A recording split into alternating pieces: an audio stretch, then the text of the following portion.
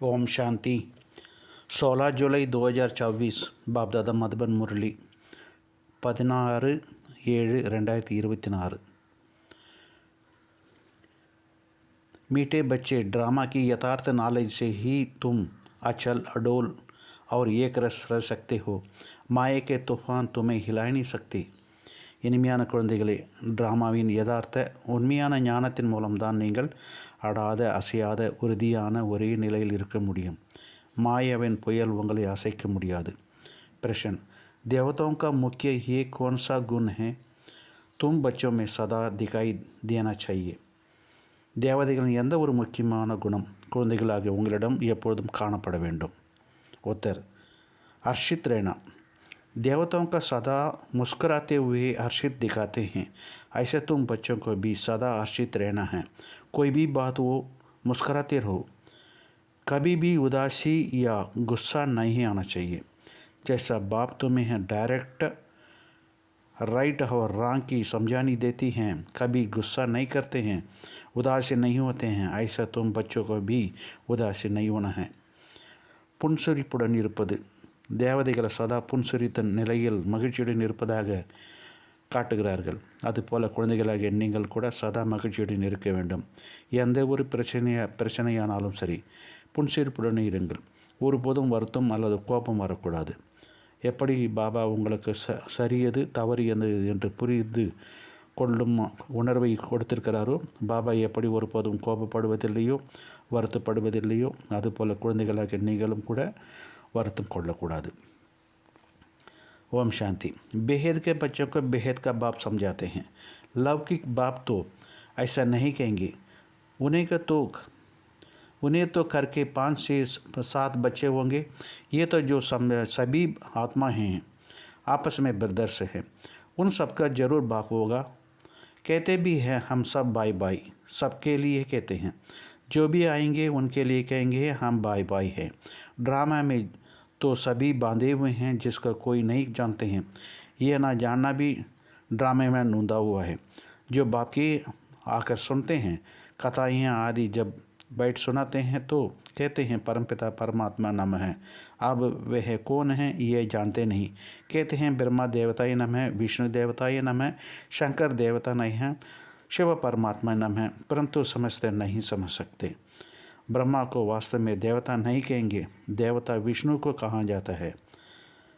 ब्रह्मा किसके भी पता ही नहीं है। विष्णु देवता ठीक है, शंकर का भी कुछ भी पार्ट है ही नहीं, उनका बायोग्राफी है ही नहीं, शिव बाबा को ही बायोग्राफी है। எல்லையற்ற குழந்தைகளுக்கு எல்லையற்ற தந்தை சொல்லி புரிய வைக்கிறார். லௌகிக்க தந்தை இது போல் சொல்ல மாட்டார். அவருக்கு 5-7 குழந்தைகள் இருக்கலாம். இங்கோ ஆத்மாக்கள் அனைவருமே தங்களுக்குள் சகோதரர்களாக இருக்கிறார்கள். அவர்கள் அனைவருக்கும் நிச்சயமாக தந்தை இருக்கிறார். நாம் அனைவரும் சகோதரர்கள் என்று சொல்கிறார்கள். அனைவருக்காகவும் சொல்கிறார்கள். யார் வந்தாலும் நாம் எல்லாம் சகோதரர் என்று அவர்களுக்கு சொல்வார்கள். ட்ராமாவிலும் அனைவருமே கட்டப்பட்டிருக்கிறார்கள். இது யாரும் அறிய மாட்டார்கள். இதுபோல அறியாதிருப்பதும் ட்ராமாவில் விதிக்கப்பட்டுள்ளது என்று தந்தை புரிய வைக்கிறார். கதைகள் முதலியவற்றை கூறும்போது சொல்கிறார்கள், பரம்பிதா பரமாத்மா நமக. இப்போது அவர் யார் என்பது அவர்களுக்கு தெரியவில்லை. சொல்கிறார்கள் பிரம்மா தேவதாய நமக, விஷ்ணு தேவதாய நமக, சங்கர் தேவதாய நமக, சிவ பரமாத்மா நம என்று. ஆனால் எதையும் புரிந்து கொண்டு சொல்வதில்லை. பிரம்மாவை உண்மையில் தேவதாய் என சொல்ல மாட்டார்கள். விஷ்ணு தேவதாய் என சொல்லப்படுகிறார்.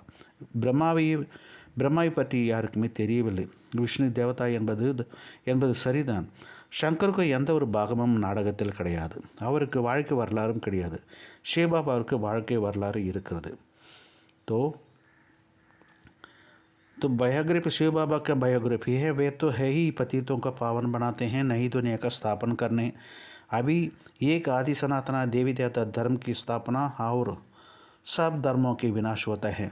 सभी कहाँ जाता है शांतिधाम। शरीर तो सबके विनाश होना ही है, नहीं दुनिया के होंगे तो सिर्फ तुम। जो भी मुख्य धर्म हैं उनको तुम जानते हो। सबके तो नाम लिख नहीं सकेंगे। छोटी छोटी टालियाँ भी बहुत है। पहले डीटीसम फिर इस्लामी। ये बातें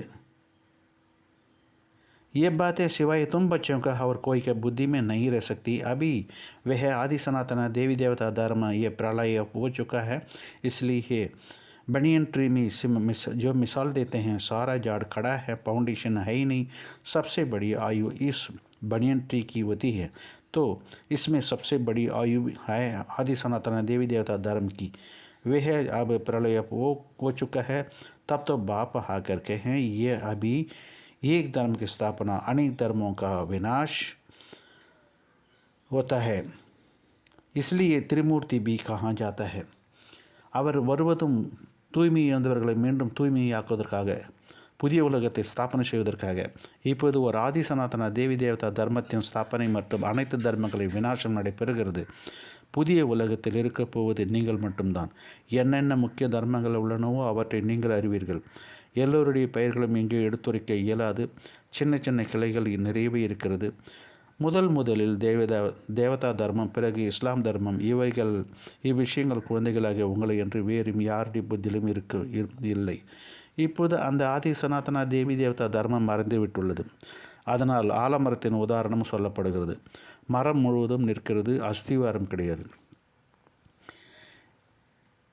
அனைத்தையும் விட அதிகமான ஆயில் இந்த ஆலமரத்துக்கு இருக்கிறது. ஆக இதில் எல்லாவற்றையும் காட்டிலே அதிகமாக ஆயில் ஆதி சனாதனா தேவி தேவதா தர்மத்திற்கு உள்ளது. அது எப்பொழுது மறந்து விடுகிறதோ அப்போது பாபா வந்து சொல்கிறார், இப்போது ஒரு தர்மத்தின் ஸ்தாபனை மற்றும் அநேக தர்மங்களின் விநாசம் நடந்தாக வேண்டும். அதனால் திருமூர்த்தி உருவாக்கி இருக்கிறார்கள். जो परंतु अभी नहीं समझ सकते हैं। तुम बच्चे जानते हो ऊंचे ऊंचे भगवान हैं, फिर ब्रह्मा विष्णु शंकर, फिर सृष्टि पर आते हैं, तो देवी देवताओं का सिवाय और कोई धर्म है ही नहीं। भक्ति मार्ग की भी ड्रामा नुंदाव है। पहले शिव की भक्ति करते हैं, फिर देवताओं की। भारत की ही तो बात है, बाकी तो समझते हैं हमारा जो धर्म मठ पंथ कब स्थापना होती है। जैसे आर्य लोग कहते हैं हम बहुत पुराने हैं, वास्तव में सबसे पुराना तो है ही आदि सनातन देवी देवता धर्म। तुम जब जाड़ पर समझते हो तो खुद भी समझ लेंगे कि हमारा धर्म फलाने समय पर आएगा। सबसे जो अनादि अविनाशी पाठ मिला हुआ है सो बनाया हुआ सो बजाना है। इसमें कोई किसी का दोष भूल नहीं कर सकते हैं। ये तो सिर्फ समझाया जाता है पाप आत्माओं का क्यों बने हैं। मनुष्य कहेंगे हम भेद के बाप के सब बच्चे हैं, फिर सब ब्रदर सतयुग में ही क्यों नहीं आते। परंतु ड्रामा में पार्टी ही नहीं है। ये आदि सनातना देवी है, अनादि ड्रामा बना हुआ है। इसमें निश्चय रखो और कोई बात बोलो नहीं। चक्र भी दिखाना है, ये कैसा पड़ता है। कल्प वृक्ष का भी चित्र है, परंतु ये कोई जानते ही नहीं कि इनकी आयु कितनी है। तो குழந்தைகள் நீங்கள் அறிவீர்கள், உயர்ந்ததிலும் உயர்ந்தவர் பகவான், பிறகு பிரம்மா விஷ்ணு சங்கர், பிறகு சிருஷ்டியில் வருகிறார்கள். தேவி தேவதைகள் என்றால் அவர்களுடையதை விட பெரிய உயர்ந்த தர்மம் வேறு எதுவும் கிடையாது. பக்தி மார்க்கமும் டிராமாவில் விதிக்கப்பட்டுள்ளது. முதலில் சிவனை வணங்கி பக்தி செய்கிறார்கள், பிறகு தேவதைகளுக்கு பக்தி செய்கிறார்கள். இது பாரதத்தின் விஷயம்தான். மற்றவர்கள் தங்களுடைய தர்மம் வழிமுறை எப்போது தொடங்குகிறதோ என்பதை புரிந்து கொண்டிருக்கிறார்கள். எப்படி ஆரியர்கள் சொல்கிறார்கள், நாங்கள் மிகவும் பழையவர்கள். உண்மையில் ஆதி சனாதனா தேவி தேவதா தர்மம் தான் அனைத்தையும் விட பழமையானது. நீங்கள் விருட்சத்தை பற்றி சொல்லி புரிய வைக்கும்போது தாங்களவே புரிந்து கொள்வார்கள். நமது தர்மம் என்ன சமயத்தில் வரும், அனைவருக்கும் கிடைத்துள்ள அனாதி அவினாஷி பாகத்தை நடித்ததாக வேண்டும். இதில் யார் மீதும் குற்றமோ தவறோ சொல்ல முடியாது. பரமாத்மா ஏன் ஆகியிருக்கிறார்கள் என்று மட்டும் சொல்லி புரிய வைக்க வேண்டும். மனிதர்கள் சொல்கிறார்கள், நாம் அனைவரும் எல்லையற்ற தந்தையின் குழந்தைகள் தான், பிறகு சகோதரர்கள் அனைவரும் ஏன் சத்தியுகத்தில் வருவதில்லை. ஆனால் டிராமாவில் அதுபோல் பாகம் கிடையாது. இந்த அனாதி டிராமா உருவாக்கப்பட்டதாகும். இதில் நிச்சயம் வையுங்கள், வேறு எந்த விஷயமும் பேசக்கூடாது. சக்கரமும் காட்டப்பட்டிருக்கிறது, எப்படி இது சுட்டுகிறது என்று. கல்ப விருட்சத்தின் சித்திரமும் உள்ளது, ஆனால் இதன் ஆயுள் எவ்வளவு என்று யாருக்கும் தெரியாது. बाबा यारें निंदन से கிடையாது. ये तो समझाया जाता, तुमको भी समझाते हैं। तुम कितने पावन थे, हाँ भी पवित्र बने हो। पुकारते तो पतित पावना हो, पहले तो तुम सबका पावन बनाना है। तुमको सबको पावन बनना है, फिर नंबरवार पार्ट बजाने आना है। आत्मा सब ऊपर से रहती है, बाप भी ऊपर से रहते हैं, फिर उनको बुलाते भी हैं कि आओ। ऐसा वह सुनने से आते ही नहीं। बाप कहते हैं मेरे भी ड्रामे में पार्ट नूंदा हुआ है, जैसा हद के ड्रामा में भी बड़े बड़े मुख्य एक्टर्स का पार्ट होता है, यह फिर है बेहद का ड्रामा। सब ड्रामे में बंधे हुए होते हैं, इसलिए मतलब ये नहीं है कि धागे में बांधे हुए हो, नहीं, ये बाप समझाते हैं वह है जड़ जाड़।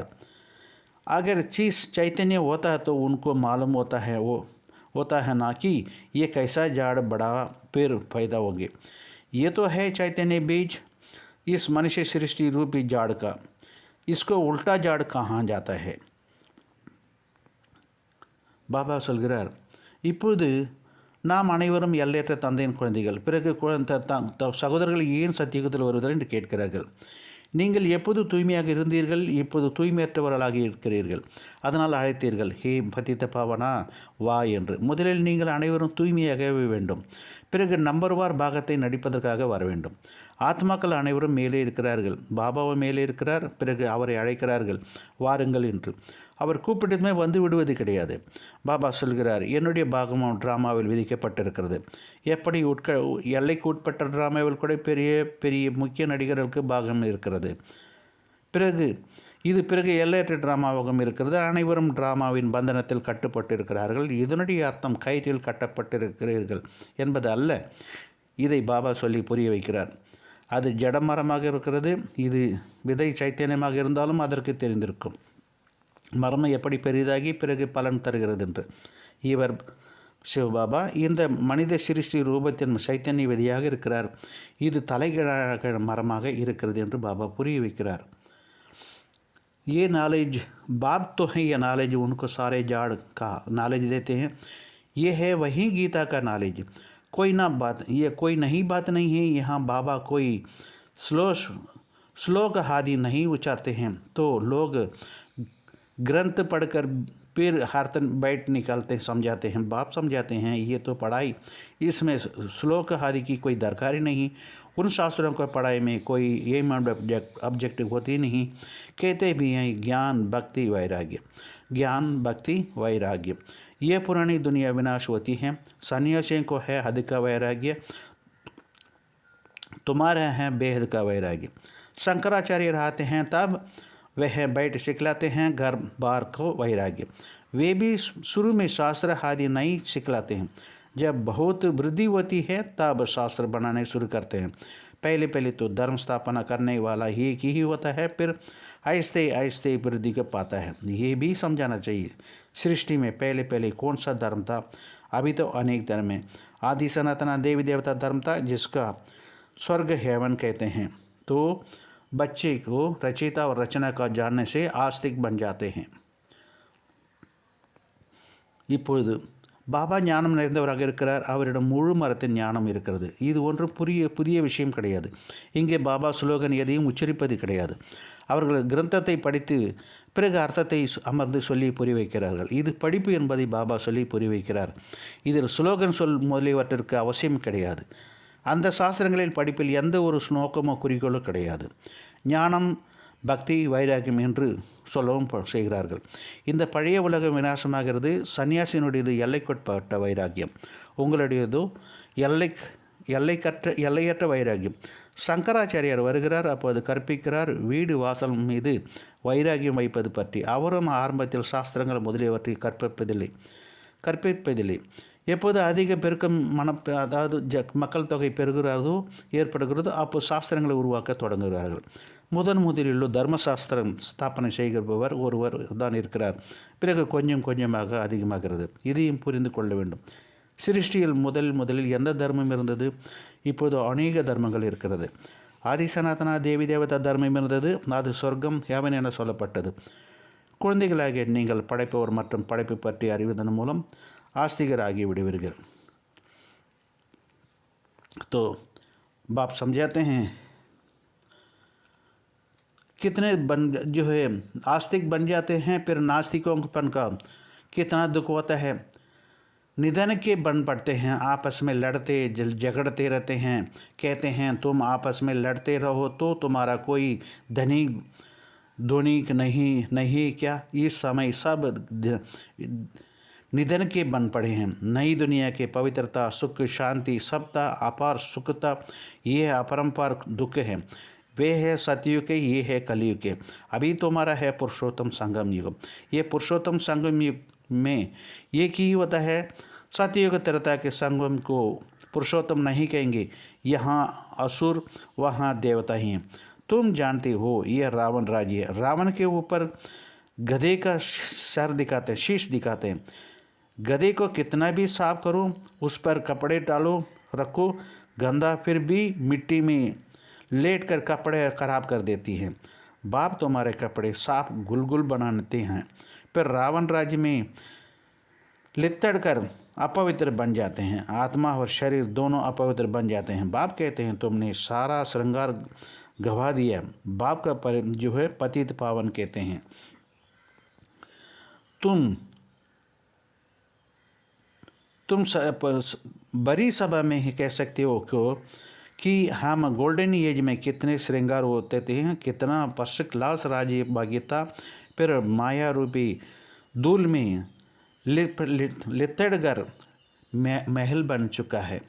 நாஸ்திக தன்மையில் எவ்வளவு துக்கமும் இருக்கிறது. அனாதிகளாக ஆகிவிடுகிறார்கள். தங்களுக்குள் சண்டையிட்டு கொண்டே இருக்கிறார்கள். சொல்கிறார்கள் இல்லையா, உங்களுக்குள் அடித்து கொள்கிறீர்கள், உங்களுக்கென்று பெற்றோர் உற்றோர் உறவன் யாரும் இல்லையா என்று. இச்சமயம் அனைவரும் அனாதிகளாக ஆகிவிட்டார்கள். புதிய உலகத்தில் தூய்மை, சுகம், சாந்தி அனைத்தும் இருந்தது. அளவற்ற சுகம் இருந்தது. அது சக்தியுடையதாகும். சத்திய யுகத்தினுடையதாகும். இது கலியுகத்தினுடையதாக இருக்கிறது. இப்போது உங்களுடைய சங்கம யுகமாக இருக்கிறது. இந்த புருஷோத்தம் சங்கம் ஒன்றுதான் உள்ளது. சத்தியுக திரதாவில் சங்கமத்தை புருஷோத்தம் என சொல்ல மாட்டார்கள். இங்கே இருப்பவர்கள் அசுரர்கள், அங்கே இருப்பவர்கள் தேவதைகள். நீங்கள் அறிவீர்கள், இது ராவண ராஜ்யம். ராவணனுக்கு மேலே கழுதையின் தலையை காட்டுகிறார்கள். கழுதையை எவ்வளவுதான் சுத்தப்படுத்தி அதன் மீது துணியை வைத்தாலும் கழுதை பிறகு மண்ணில் புரண்டு துணியை அழுக்காக்கிவிடும். பாபா உங்கள் துணியை அழுக்காக தூய்மைப்படுத்துகிறார். பிறகு ராவண ராஜ்யத்தில் புரண்டு அழுக்காக்கி விடுகிறீர்கள். ஆத்மா சரீரம் இரண்டும் தூய்மை இழந்து விடுகிறது. பாபா சொல்கிறார், நீங்கள் அலங்காரம் முழுவதையும் வீணாக்கி விட்டீர்கள். பாபாவை பதித்த பாவன் என்று சொல்கிறார்கள்.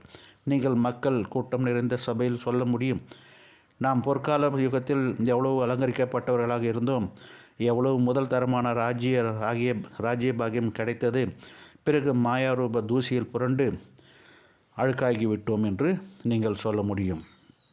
बाप कहते हैं यह अंधेरी नगरी है, भगवान को सर्वव्यापी कह दिया है। जो कुछ हुआ है ये उबूब रिपीट होगा, इसमें मुझने की दरकार नहीं।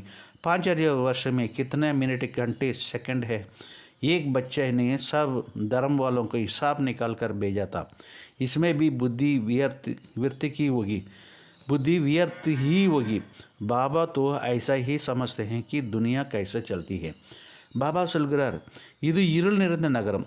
பகவானை சர்வே வியாபி என்று சொல்லிவிட்டார்கள். என்னென்ன நடந்ததோ அது அப்படியே திரும்பவும் நடைபெறப் போகிறது. இதில் குழம்பி போக தேவை கிடையாது. 5000 ஆண்டுகளில் எத்தனை நிமிடம், மணி, வினாடிகள் உள்ளன என்பதையும் அனைத்து தர்மங்களை சேர்ந்தவர்களின் கணக்கையும் எடுத்து ஒரு குழந்தை அனுப்பியிருந்தார்.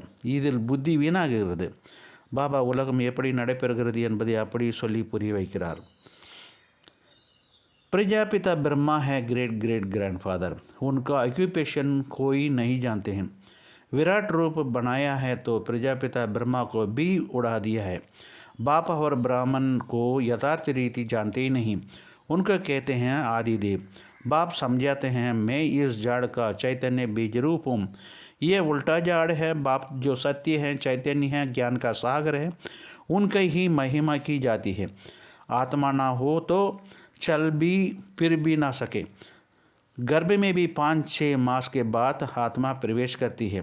ये भी ड्रामा में बना हुआ है. फिर आत्मा निकल जाती है तो कलाश. आत्मा अविनाशी है, वह पार्ट बजाती है.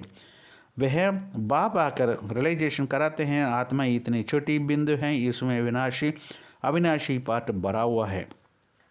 तो परमपिता परमात्मा है, उनका ज्ञान का सागर कहाँ जाता है, वही आत्मा का रियलाइजेशन कराते हैं. ये तो सिर्फ देते हैं परमपिता परमात्मा सर्व शक्तिवान. अजर सूर्य तेजस्मय, परंतु समझते कुछ भी नहीं हैं. Prajapita Brahma great great grandfather ஆகிறார்.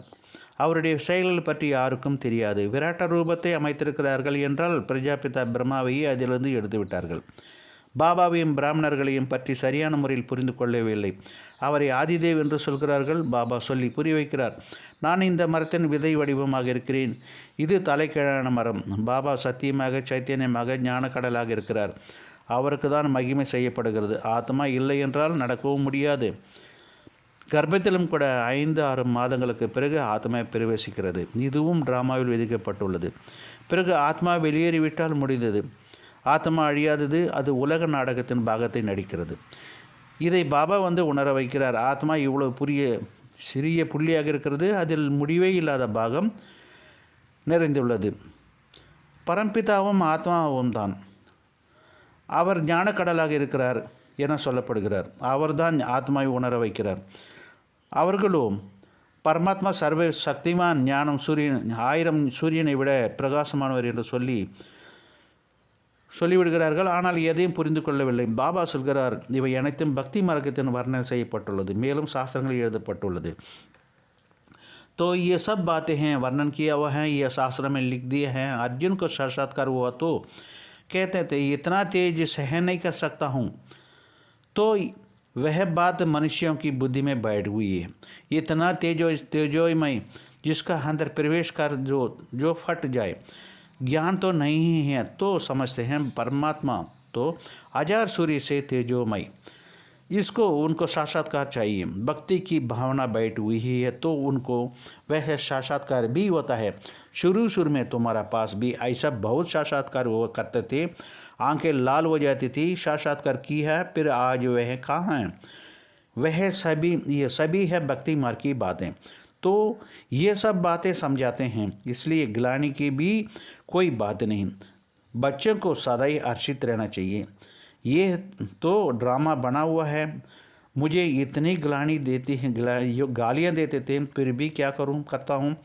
गुस्सा आता है क्या? समझाता हूँ. ड्रामा अनुसार यह सब भक्ति मार्ग की कैसे बनी हुई है. नाराज होने की तो बात ही नहीं है. तो இதுவும் டிராமாவில் விதிக்கப்பட்டிருக்கிறது. பிறகு ஆத்மா வெளியேறிவிட்டால் முடிந்தது.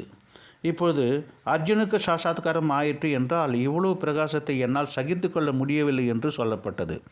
ஆனால் அந்த விஷயம் மனிதர்களின் புத்தியில் பதிந்து விட்டது. இவ்வளவு தேஜோமயம் யாருக்குள்ளாவது பிரவேசமானால் வெடித்துவிடும். ஞானம் இல்லைதானே. அதனால் பரமாத்மா 1000 சூரியனை விட பிரகாசம் என்று அவரது சாட்சாத்காரம் நமக்கு வேண்டுமென நினைக்கிறார்கள். பக்தியின் பாவனை இருக்கும்போது அவர்களுக்கு அந்த சாட்சாத்காரமும் ஆகிறது. ஆரம்பத்தில் நீங்கள் கூட அதிகமாக சாட்சாத்காரம் பார்த்தீர்கள். கண்கள் சிகப்பாக ஆகிவிட்டன. சாட்சாத்காரம் பார்த்தார்கள். பிறகு இன்று அவர்கள் எங்கிருக்கிறார்கள்? அவர் வெளியே போய் சென்று விட்டார்கள். அவை அனைத்தும் பக்தி மார்க்கத்தின் விஷயமாகும். ஆக இந்த அனைத்து விஷயங்களையும் புரிய வைக்கிறார். இதில் நிந்தனையினுடைய விஷயம் எதுவும் கிடையாது. குழந்தைகள் சதா மகிழ்ச்சியாக இருக்க வேண்டும். இந்த டிராமாவு உருவாக்கப்பட்டதாகும். என்னை எவ்வளவு நிந்தனை செய்கிறார்கள், பிறகு நான் என்ன செய்கிறேன்? கோபம் வருகிறதா என்ன? டிராமாவின் அனுசாரம் இவர்கள் அனைவரும் பக்தியில் மூழ்கியிருக்கிறார்கள் என்பதை நான் அறிவேன். கோபம் அடைவதற்கான விஷயமே கிடையாது. டிராமா அதுபோல் உருவாக்கப்பட்டுள்ளது. அன்போடு புரிய வைக்க வேண்டியிருக்குது. பாவம் அஞ்ஞானத்தில் இருப்பவர்கள் இருக்கிறார்கள். புரிந்து கொள்ளவில்லை என்றால் அவர்கள் மீது இரக்கமும் வருகிறது. बाबा சொல்கிறார், प्यार से समझानी देनी चाहिए. बेचारे अज्ञान के अंधेरे में पड़े हैं, नहीं समझते हैं तो गुस्सा भी पड़ता है. सदा ही मुस्कुराते रहना चाहिए. यह बेचारे स्वर्ग का द्वारा आ ही नहीं सकेंगे. ये सब शांति धाम में जाने वाले हैं. सब चाहते भी है शांति ही चाहिए. तो बाप भी रियल समझाते हैं. अभी तुम जानते हो कि ये खेल बना हुआ है. ड्रामे में हर एक का पार्ट मिला हुआ है. इसमें बड़ी अचल स्थैर्य बुद्धि चाहिए. जब तक अचल हडोल एक रस अवस्था नहीं, तब तक पुरुषार्थ कैसे करेंगे? कुछ भी हो, बल तूफान आए, परंतु स्थैर्य में रहना है. माया का तूफान तो डेर के डेर आएंगे और पिछाड़ेंगे तब आएंगे. अवस्था मजबूत चाहिए. ये है गुप्त मेहनत. कई बच्चे पुरुषार्थ कर तूफान को उड़ाते रहते हैं. जितना जो पास होंगे उतना ही ऊंच पद पाएंगे. राजधानी में पद तो बहुत है. சதா புன்சரிப்பிடம் இருக்க வேண்டும். இவர்கள் பாவம் சொர்க்கத்தின் வாசலுக்கு வர முடியாது. இவர்கள் அனைவரும் சாந்திதாமம் செல்லக்கூடியவர்களாக இருக்கிறார்கள். சாந்திதாமம் வேண்டும் என்று தான் அவர்கள் விரும்புகிறார்கள். ஆக பாபா தான் உண்மையை சொல்லி புரிய வைக்கிறார். இப்போது நீங்கள் புரிந்து கொண்டீர்கள். இந்த விளையாட்டு உருவாக்கப்பட்டிருக்கிறது. டிராமாவில் ஒவ்வொருவருக்கும் பாகமும் கிடைத்திருக்கிறது. இதில் மிகவும் அசையாத நிலையான புத்தி வேண்டும். எதுவரை ஆளாத அசையாத ஒரு நிலைப்பட்ட மனநிலை இல்லையோ அதுவரை புருஷார்த்தம் எப்படி செய்வார்கள்? என்ன நடந்தாலும் சரி, புயல் வந்தாலும் சரி, ஸ்திரியமாக இருக்க வேண்டும். மாயாவின் புயலும் நிறைய வரும், மேலும் கடைசி வரைக்கும் வரும். மனநிலை உறுதியாக இருக்க வேண்டும். இது குப்தமான ரகசியமான முயற்சியாகும். அநேக குழந்தைகள் புருஷார்த்தம் செய்து புயலை விரட்டி கொண்டு தான் இருக்கிறார்கள். யார் எவ்வளவு தேர்ச்சி பெறுகிறார்களோ அந்த அளவுக்கு உயர்ந்த பதவியும் பெறுவார்கள். ராஜதானிகள் பதவியோ அநேக விதமாக இருக்கிறது என்று தெரிந்து கொள்ளீர்கள். सबसे अच्छा चित्र है त्रिमूर्ति गोला और जाड़. ये शुरू से ही बने हुए हैं. विलायत में सर्विस करने के लिए ये 2 चित्र ले जाना चाहिए. इन पर ही ये अच्छी रीति समझा सकेंगे. ऐसे ऐसे बाबा जो चाहते हैं कि ये चित्र कपड़े पर हो, वे भी बनाई जाएगी. तुम समझाते हो कि ये कैसा स्थापना हो रही है. तुम भी इनको समझाएंगे तो अपने धर्म में ऊंच पद पाएंगे. क्रिश्चियन धर्म में तुम अच्छी ऊंच पद पाना चाहते हो तो ये अच्छी रीति समझो. பாபா சொல்கிறார், அனைத்தையும் விட நல்ல சித்திரங்கள் திருமூர்த்தி, சிருஷ்டி சக்கரம் மற்றும் கல்ப விருட்சம். அனைத்தை விட நல்ல சித்திரங்கள் எது? திருமூர்த்தியும் சிருஷ்டி சக்கரமும் கல்ப விருட்சம். இந்த 3 சித்திரங்கள் இவை ஆரம்பத்தில் உருவாக்கப்பட்டவை. வெளிநாடுகளில் சேவை செய்வதற்கும் கூட இந்த 2 சித்திரங்களும் எடுத்து செல்ல வேண்டும். இவற்றில் தான் அவர்கள் நல்லபடியாக புரிந்து கொள்ள முடியும். இன்னும் போக போக பாபா எதை விரும்புகிறார் என்றால், அதாவது துணியில் இந்த சித்திரங்களை இருக்க வேண்டும் என்று. அதுவும் உருவாக்கி கொண்டே போகும். நீங்கள் சொல்லி புரிய வைப்பீர்கள். இது எப்படி ஸ்தாபனையாகிறது என்பதை நீங்கள் புரிந்து கொள்வீர்கள். எனால் உங்கள் தர்மத்தில் உயர்ந்த பதவி அடைவீர்கள். கிறிஸ்துவ தர்மத்தில் நீங்கள் உயர்ந்த பதவி பெற விரும்பினால் இதை நன்றாக புரிந்து கொள் என்று நீங்கள் அவர்களுக்கு புரிய வைக்க வேண்டும். अच्छा, धारणा के लिए मुख्य सार. फर्स्ट पॉइंट, इस पुरुषोत्तम संगम पर पवित्र बन स्वयं को श्रृंगार करना है. कभी भी माया के धूल में लिपट कर श्रृंगार बिगड़ना नहीं. दूसरी बात, इस ड्रामे के यथार्थ रीति समझकर अपनी अवस्था अचल अडोल स्थैर्यम बननी है. कभी भी मूंझना नहीं है, सदा आश्रित रहना है. நீங்கள் புருஷோத்தம சங்கம் யுகத்தில் தூய்மையாகி தன்னை அலங்கரித்து கொள்ள வேண்டும். ஒருபோதும் மாயாவின் தூசியில் புரண்டு அலங்காரத்தை கெடுத்து கொள்ளக்கூடாது. 2வது பாயிண்ட், இந்த டிராமாவை சரியான முறையில் புரிந்து கொண்டு தனது மனநிலையை ஆடாத அசையாத உறுதியானதாக ஆக்கிக்கொள்ள வேண்டும். ஒருபோதும் குழப்பமடையக்கூடாது. சதா மகிழ்ச்சியுடன் இருக்க வேண்டும். वरदान, सोच समझकर हर कर्म करने वाले पश्चाताप से मुक्त ज्ञानी तुम आत्मा भव. सोच समझकर हर कर्म करने वाले पश्चाताप से मुक्त ज्ञानी तुम आत्मा भव. யோசித்து புரிந்து கொண்டு ஒவ்வொரு கர்மத்தையும் செய்யக்கூடியவராகி பச்சாத்தாபத்திலிருந்து விடுபட்ட ஞானம் நிறைந்த ஆத்மா ஆகுக. இந்த வரதானத்தை விசாரிப்பாருங்கள். दुनिया में भी कहते हैं पहले सोचो फिर करो. दुनिया में भी कहते हैं पहले सोचो फिर करो. जो सोच कर नहीं करते हैं उनके फिर सोचते तो पश्चाताप का रूप में ही हो जाता है. पीछे सोचना यह पश्चाताप का रूप है और पहले सोचना ही ये ज्ञानी तुम आत्मा का गुण है. द्वापर कलयुग में तो अनेक प्रकार के पश्चाताप करते रहे हैं, लेकिन अब संगम पर ऐसा सोच समझकर संकल्प व कर्म करो जो कभी मन में भी एक सेकंड में भी पश्चाताप ना हो. तब कहेंगे ज्ञानी तुम आत्मा. உலகத்தில் சொல்கிறார்கள், முதலில் யோசியுங்கள் பிறகு செய்யுங்கள். யார் யோசித்து செய்யவில்லையோ, செய்துவிட்டு பிறகு யோசிக்கிறார்களோ அப்போது பச்சாத்தாபத்தின் ரூபம் வெளிப்பட்டு விடுகிறது. பின்னால் யோசிப்பது என்பது பச்சாத்தாபத்தின் ரூபமாகும். மற்றும் முதலில் யோசிப்பது ஞானம் நிறைந்த ஆத்மாவின் குணமாகும். துவாபர கலியுகத்தில் அநேக விதமான பச்சாத்தாபங்கள் அடைந்து கொண்டு இருப்பார்கள். ஆனால் இப்போது சங்கமயுகத்தில் இதுபோல யோசித்து புரிந்து கொண்டு சங்கல்பம் அல்லது கர்மம் செய்யுங்கள். ஒருபோதும் மனதிலும் கூட ஒரு வினாடி கூட பச்சாத்தாபம் இல்லாமல் இருக்கிறதோ அப்போதுதான் ஞானம் நிறைந்த ஆத்மா என்று சொல்லப்படும். ஸ்லோகன், रहम दिल बन सर्वगुणों और शक्तियों को दान देने वाला ही मास्टर दाता है. இரக்கம் மனமுடையவராகி சர்வ குணங்கள் சக்திகளை தானம் செய்பவர்கள்தான் मास्टर वल्लला आवाர்கள். अच्छा, मीठे मीठे सिखलेते बच्चों प्रति माता पिता बाप दादा का याद प्यार और गुड मॉर्निंग. रूहानी बाप की रूहानी बच्चों को नमस्ते. हम रूहानी बच्चों की रूहानी बाप दादा दोनों को याद प्यार, गुड मॉर्निंग, नमस्ते, ओम शांति.